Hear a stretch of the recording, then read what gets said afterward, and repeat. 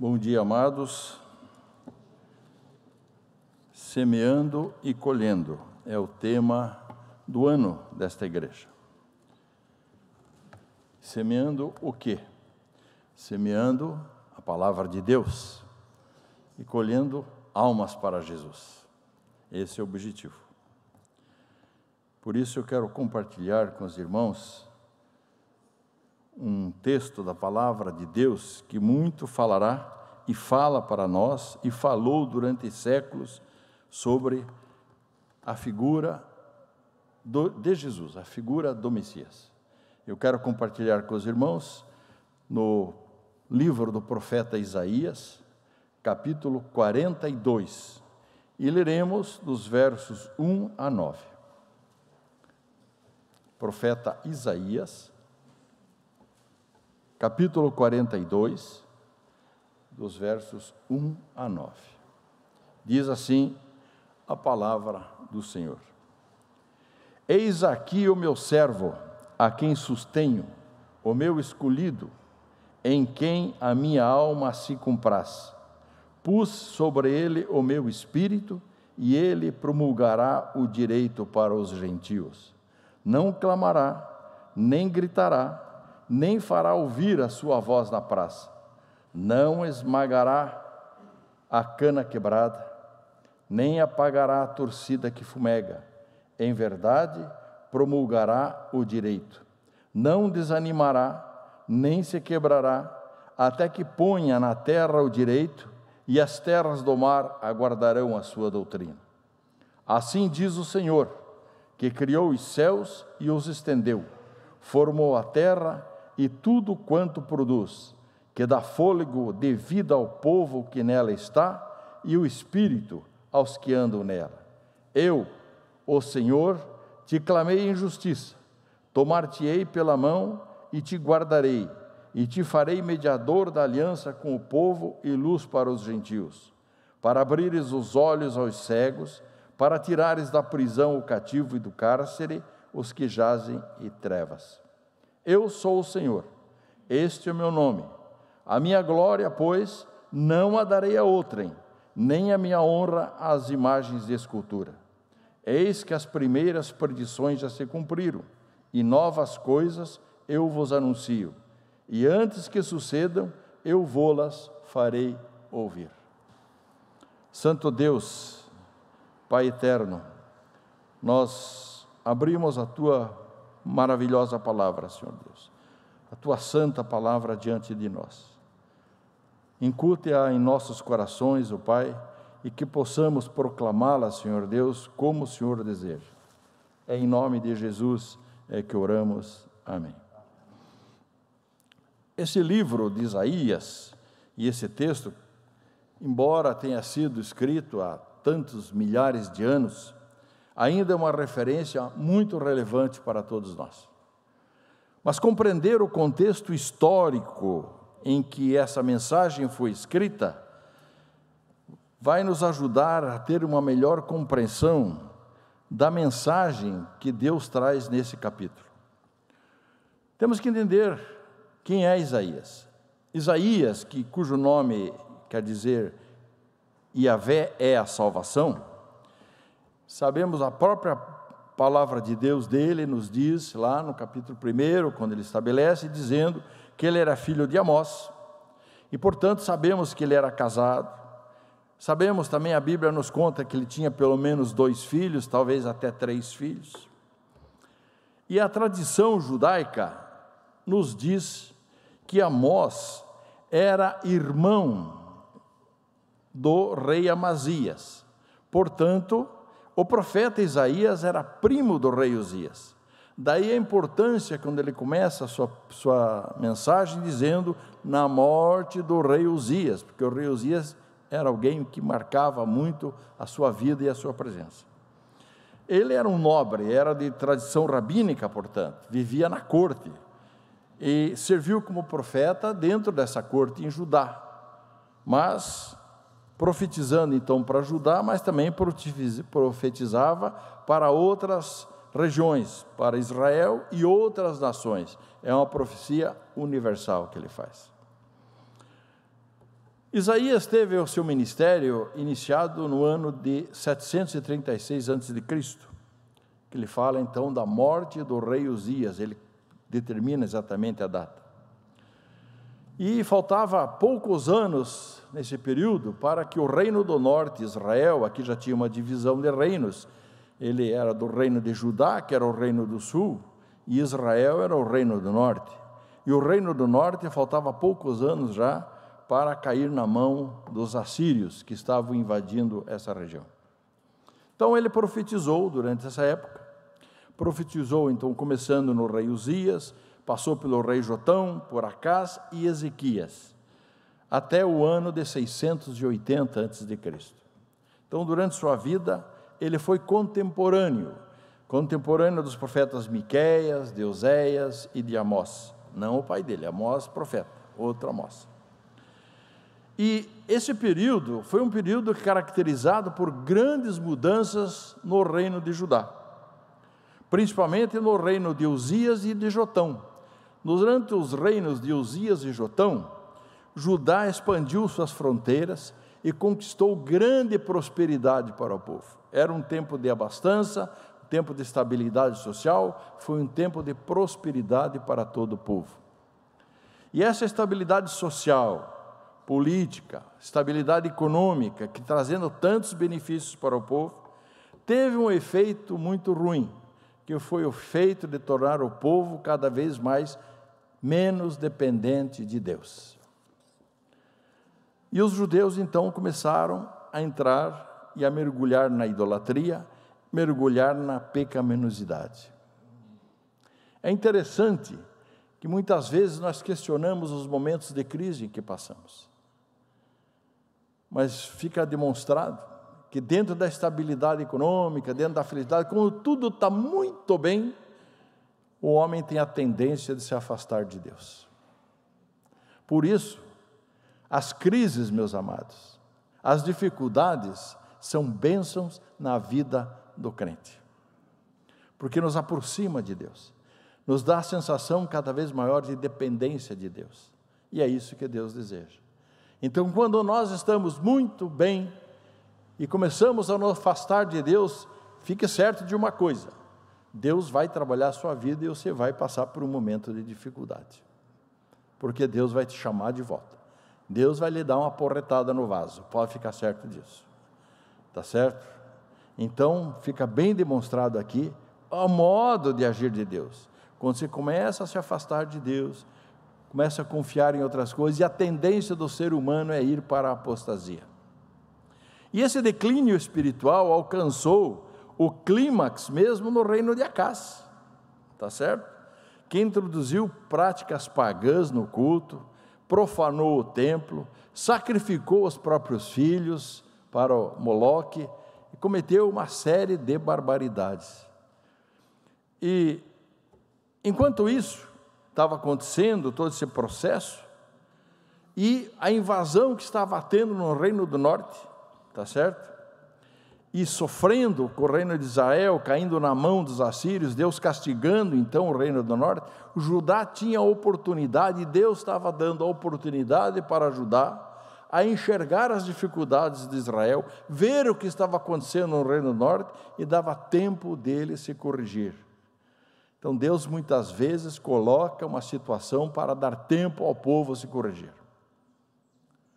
Quando eu olho o contexto atual, muitas vezes eu olho quanto tempo Deus está castigando a Venezuela e nós não aprendemos de nada. O povo brasileiro está se voltando para Deus? É uma pergunta que eu deixo aqui. Ele está mostrando o que está acontecendo. Deus usa uma nação para ensinar outra. Deus usa uma nação para castigar outra. Deus sempre agiu assim. Mas era esse o dilema.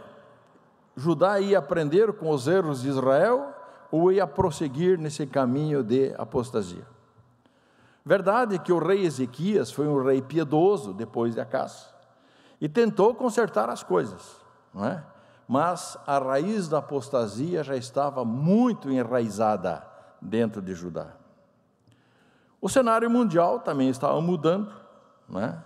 Os assírios estavam punindo o reino do norte como instrumento de Deus, era um instrumento de Deus para punir o reino do norte. E pela providência de Deus, e talvez até pela ação de Ezequias, pelos atos de Ezequias, Judá foi poupada dessa invasão assíria, tá certo? Mas não escaparia da Babilônia. Então Deus tinha dado uma oportunidade de arrependimento, mas Judá acabou rejeitando. Então Isaías demonstra em suas profecias sempre essa condição do horror da condição humana, o afastamento de Deus pelos homens e as consequências desse afastamento.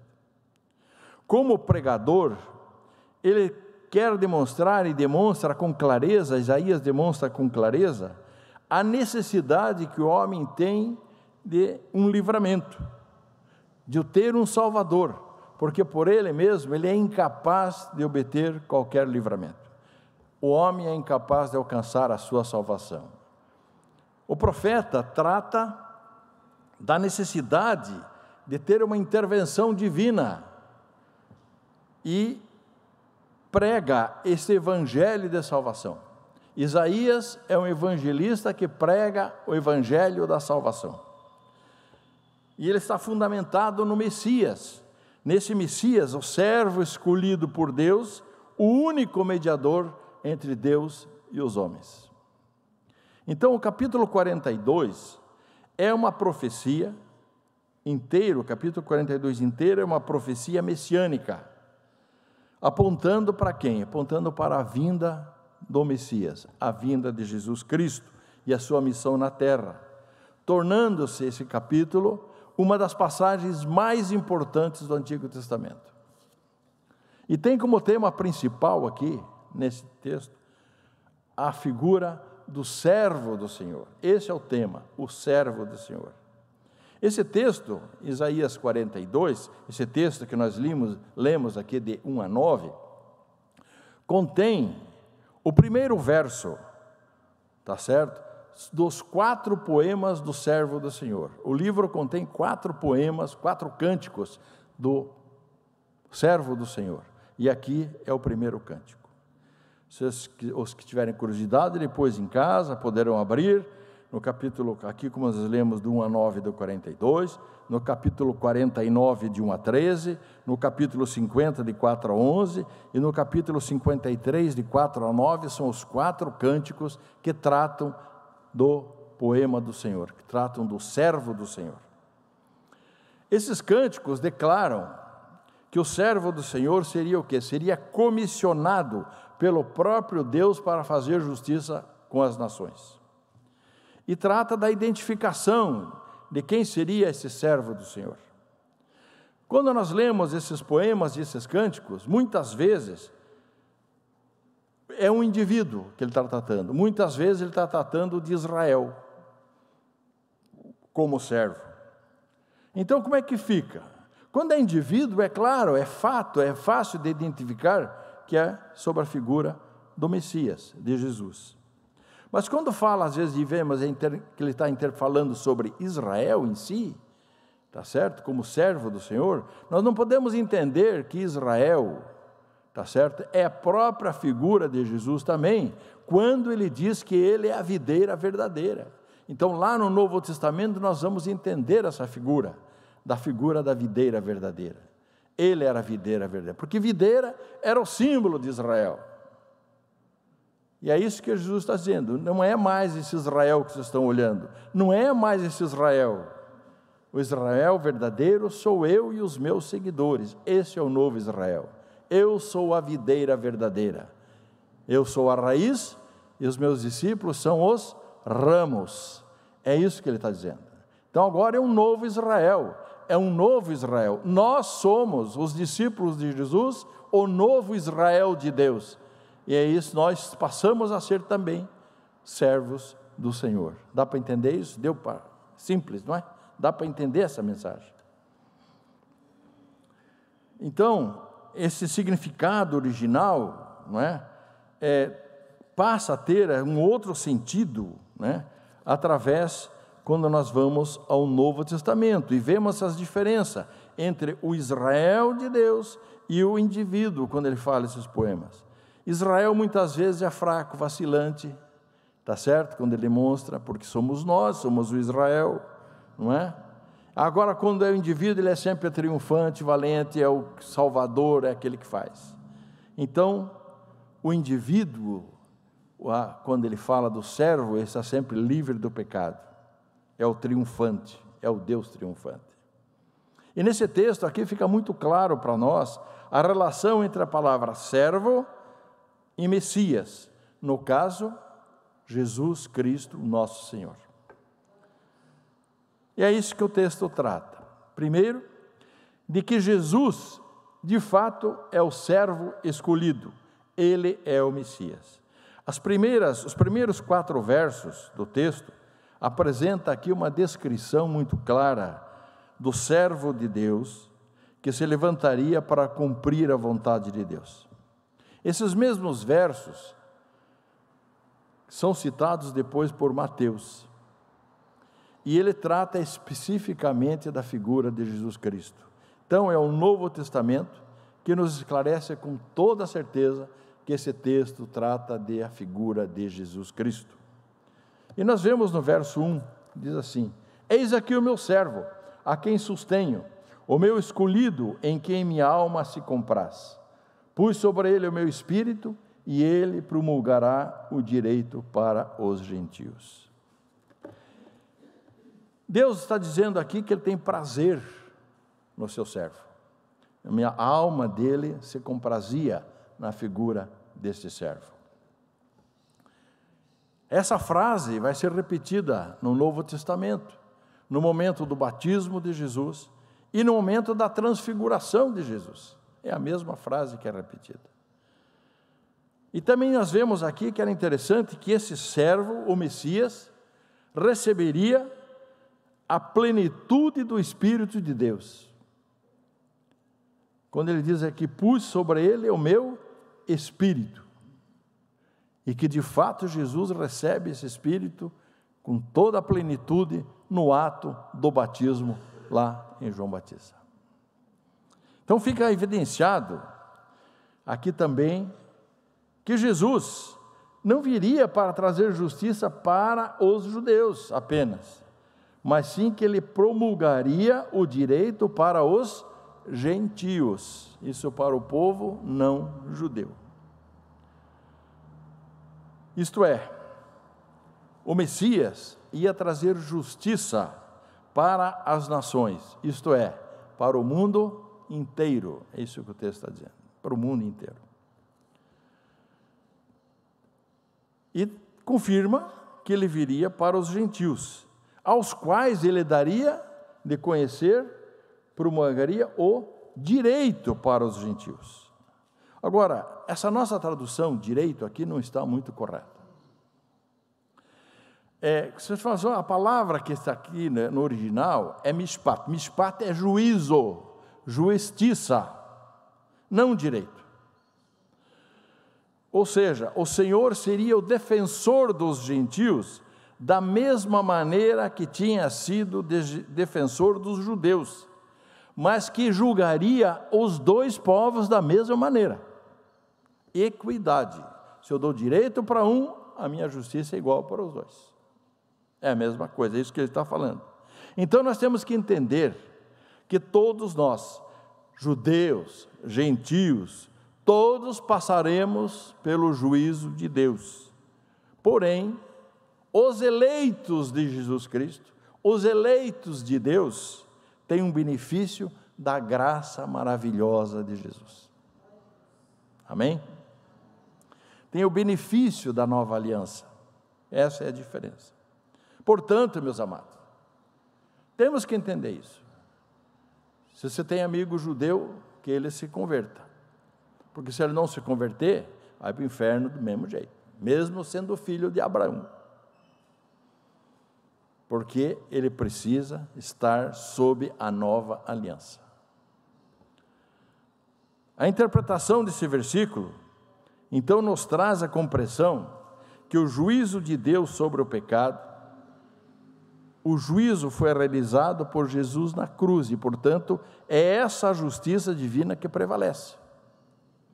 Cristo, o Messias, é isso que ele está dizendo, iria trazer justiça para as nações. E no verso 4, nós vemos uma coisa interessante, que ele fala lá no fim: as terras do mar aguardarão a sua doutrina, lá no final.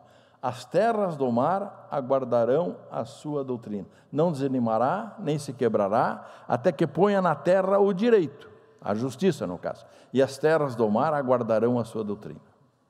Isso quer dizer o quê? Quer nos dizer que todos os povos seriam beneficiados. Terras do mar significa isso: países distantes da Judéia, habitados por outros povos, até os lugares mais distantes e remotos do mundo, ou seja, todas as regiões além do mar. É sobre isso que ele está falando. Então, o Evangelho é para todos. Para todos quem? Para todos o mundo. Quem? Aqueles que aceitarão o Evangelho são os eleitos, que Deus vai derramar a graça sobre eles. E os demais também o farão. O Evangelho serve para a salvação como para a condenação. O Evangelho serve para duas coisas: salvação e para a condenação. O próprio livro de Isaías, lá no capítulo 49, 6, nós lemos: pouco é o seres meu servo, para restaurares as tribos de Jacó, e tornares a trazer os remanescentes de Israel.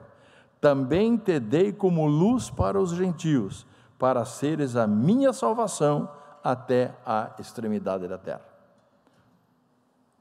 Jesus é para todos. Os eleitos aceitarão, os não eleitos não aceitarão. Portanto, este servo é o Messias, Jesus, o escolhido por Deus. Mas Jesus também é o Messias proclamador da verdade.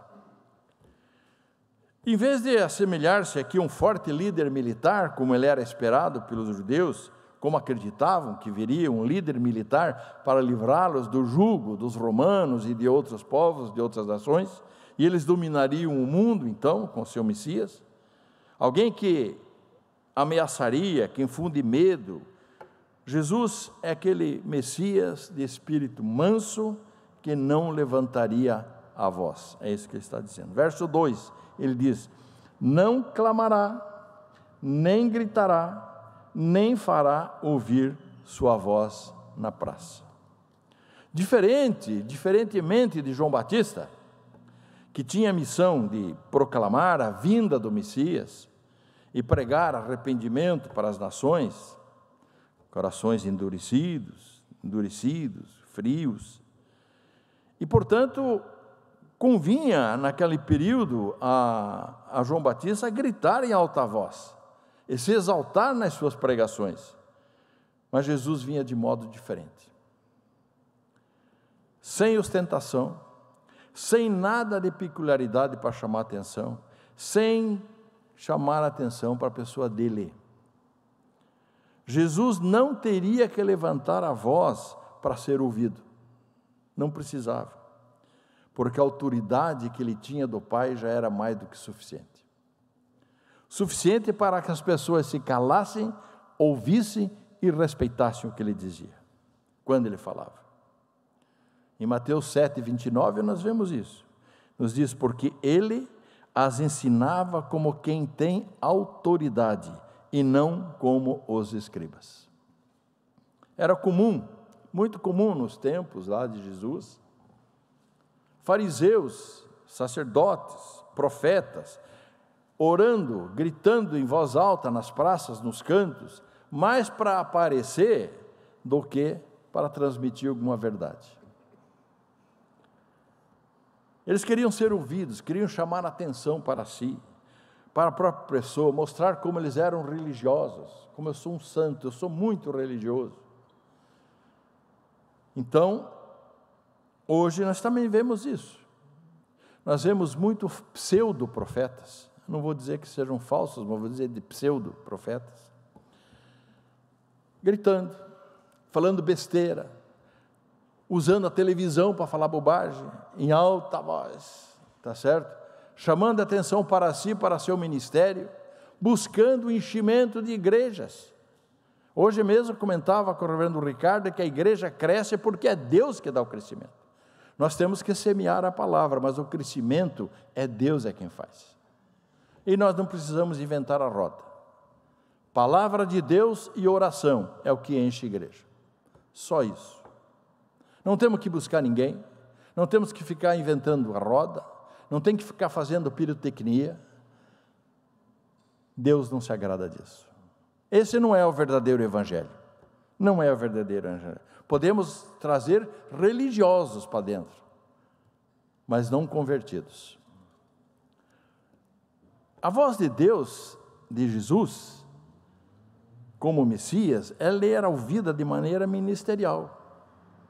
Não discutia opiniões, ele não discutia como um humano qualquer.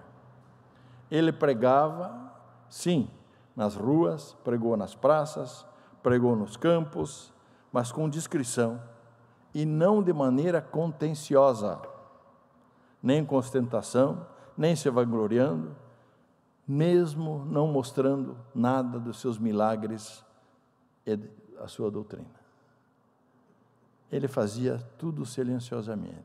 Trabalhou sempre com o segredo messiânico.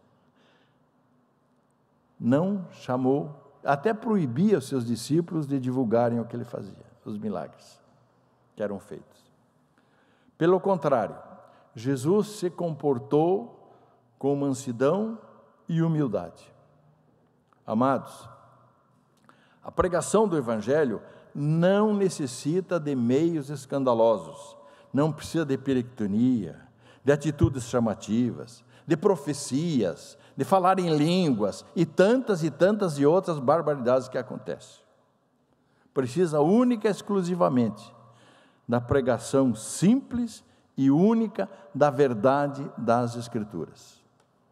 Isto é proclamar com autoridade. Por quê? Porque a autoridade não é do pregador. A autoridade é a autoridade da palavra de Deus. Esta é a autoridade.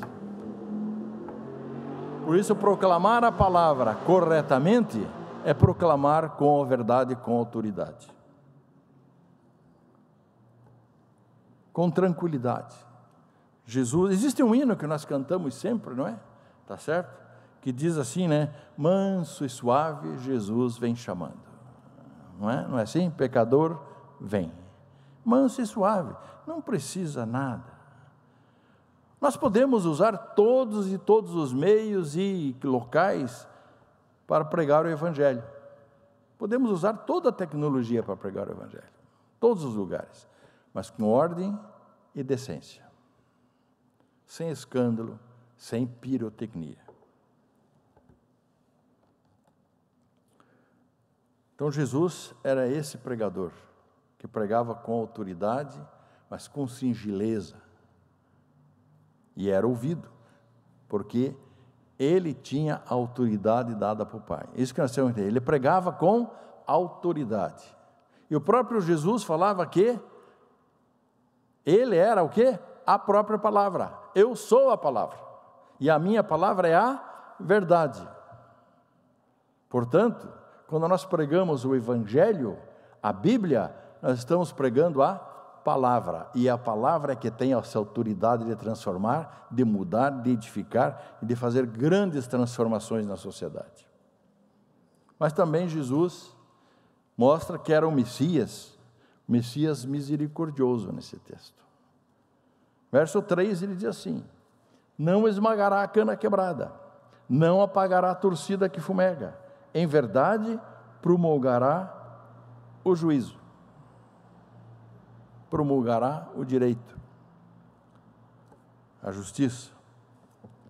Então significa que Jesus, o Messias, não trataria de modo grosseiro aqueles que viessem a ele. Ainda que fossem fracos, desprezados, porque tinha muita gente desprezada naquele período. A doutrina e a tradição rabínica dos farisaica estabelecia o quê? Que a pessoa doente, pessoa com defeito físico, os pobres não tinham mais acesso ao templo, não tinham mais como chegar no templo, porque os imundos eram considerados imundos, então não podiam ter acesso, não é? O pobre tinha que fazer sacrifícios para ter a sua salvação. Para fazer o sacrifício, ele tinha que ir no templo, comprar o animal, usando o câmbio do templo, trocando por moeda do templo, tá certo? Para poder comprar o animal para ser, e ele não tinha essa possibilidade mais. Por isso, quando João Batista começa a pregar salvação pelo arrependimento e batismo, tá certo? Pelo batismo de arrependimento, conflagrou diretamente os fariseus, porque por isso ele se tornou inimigo público número 1 dos fariseus, porque passou a ser aquele que estava dando uma perspectiva aos pobres, aleijados, leprosos, doentes, tá certo? Sem precisar ir ao templo. E era uma concorrência que os fariseus jamais aceitariam. Aí o interesse financeiro e econômico prevaleceu sobre a cabeça. Por isso, eles festejaram o dia em que João Batista teve sua cabeça cortada. Mas Jesus trataria de modo diferente. Trataria com gentileza esses fracos, esses oprimidos, curando, confortando, tratando as fragilidades físicas, as fragilidades emocionais. Jesus teve ternura com as pessoas fracas, teve ternura com aqueles que tinham ignorância na fé e no conhecimento da palavra de Deus. Pessoas que se achavam fracas e achavam que não mereciam mais a misericórdia de Deus, esses que eram condenados pela religião, eram marginalizados e sem esperança, pobres, doentes, publicanos, prostitutas, endemoniados, eles encontraram misericórdia e conforto em Jesus. Por isso Jesus não esmagou, nem os envergonhou, mas mostrou a eles a justiça de Deus. Ou seja, Jesus julgou de maneira correta, da maneira que Deus gostaria, não segundo a aparência, mas pela reta justiça de Deus. É o que Jesus diz no episódio relatado em João 7:24, quando ele diz: não julguei segundo a aparência, e sim pela reta justiça. A cana quebrada e a torcida que fumega são figuras que apontam para a doce graça e sublime misericórdia do Messias. Cana quebrada. Sabe quem é a cana quebrada? Somos nós. Nós somos a cana quebrada, com os nossos pecados, mazelas, fraquezas. Nós não somos um carvalho robusto, mas somos comparados a uma cana frágil, delgada. Não apenas uma cana frágil, mas uma cana moída, esmagada, quebrada. Somos a cana moída pelas nossas fraquezas, pelos pecados, quebrados pelos nossos múltiplos fracassos e quedas, tá certo? Fracassos humanos. Aí nós conseguimos entender em que nós somos essa cana quebrada,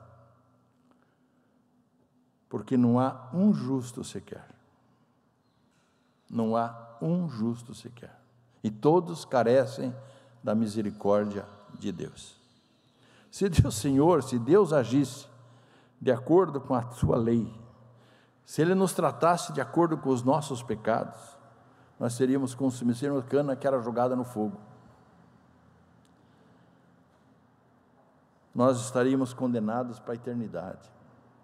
Mas o Senhor Jesus, esse servo cheio de misericórdia e bondade, chamou para si aqueles que nada são, para realçar o quê? O poder da sua graça e soberania. Ofereceu descanso aos cansados, água viva para os sedentos e pão do céu para os famintos. Jesus veio curar os quebrados de coração. Jesus nos lavou com seu próprio sangue, nos deu vida e vida em abundância. Ele não nos abandona, mas veio para habitar entre nós. E carregou os nossos pecados no madeiro, e não nos deixa como canas quebradas, mas nos restaura para a vida eterna. Também o verso nos chama a atenção para uma coisa importante, que Jesus não apaga a torcida que fumega. Cana torcida que fumega é aquela palha torcida quase apagada, que ainda imita aquela fumaça que fica ali. Hoje quase não sei se uso mais em casa lamparinas, não é? Mas no tempo da lamparina, ou da vela, a vela é um exemplo bom. Tem o pavio, não tem? Vela não tem um pavio? Aquela torcida que está ali, aquele barbante de torcida, aquilo é a torcida. E quando se apaga a vela, o que ela está? Ela está aquela brasinha se apagando, fumegando, só tem aquela brasinha. Não é isso? Essa é a condição em que nós estávamos. E muitas vezes nós estamos nessa situação. Mas Jesus não apaga essa réstia de vida.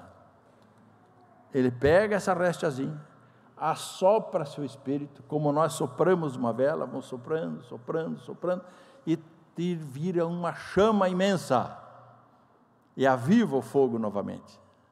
Esse é o nosso Messias, esse é o nosso Jesus. Portanto, ele sopra as cinzas e reaviva a alma. Ele é a verdadeira luz que veio ao mundo, e portanto, reaviva a chama que resta iluminando a nossa alma.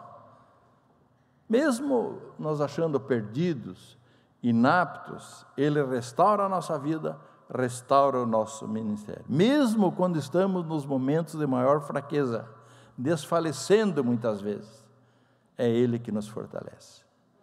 É ele que nos fortalece. Quando estamos enfermos, ele nos cura. Quando estamos sujos, ele nos lava. Ele é o bom pastor, que nos leva para pastos verdes e águas tranquilas. Ele supre as nossas necessidades. Vinde a mim todos os que estáis cansados e sobrecarregados, e eu vos aliviarei. Tomai sobre vós o meu jugo e aprendei de mim, porque sou manso e humilde de coração, e achareis descanso para a vossa alma, porque o meu jugo é suave e meu fardo é leve. Amém, meus irmãos? Mas Jesus é mais do que isso. Jesus é o Messias, é este servo, é o nosso mediador. Sendo ele o Messias prometido, nosso Senhor, Salvador, nós temos a garantia da vida eterna. A nossa segurança não está em nossas virtudes, não pode estar em nossos próprios méritos. No nosso entendimento, no nosso modo de vida, a nossa segurança está única e exclusivamente na misericórdia e compaixão de Jesus, o nosso Redentor, que não apaga a torcida que fumega. Jesus não desiste de nós, nunca, não perde nenhum dos seus eleitos, nenhum. Jesus não perde nenhum dos seus eleitos. Lá em João 10, 28 a 30, o texto nos diz: eu lhes dou a vida eterna. Eu lhes dou. Quem está dando? Jesus. Jamais perecerão. Jamais é jamais, nunca. Jamais perecerão. E ninguém as arrebatará da minha mão. Aquilo que o meu Pai me deu é maior do que tudo, e da mão do Pai ninguém pode arrebatar. Eu e o Pai somos um. Me desculpem os arminianos, mas eles estão muito enganados. É o resgatador das nossas almas, é o Senhor dos exércitos, é Ele que desbarata e elimina os nossos inimigos, os inimigos da nossa alma. O verso 4 traz uma figura interessante, quando ele diz, não é?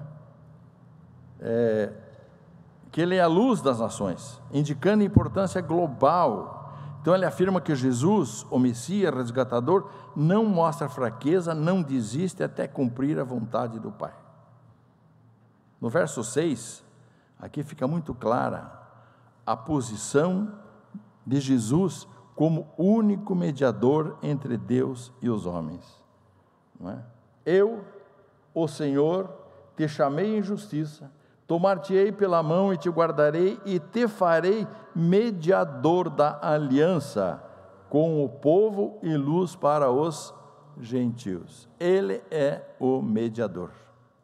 Por isso, Paulo, quando escreve a Timóteo, com toda clareza, vai dizer: só existe um mediador, Cristo Jesus. Um mediador, não é dois.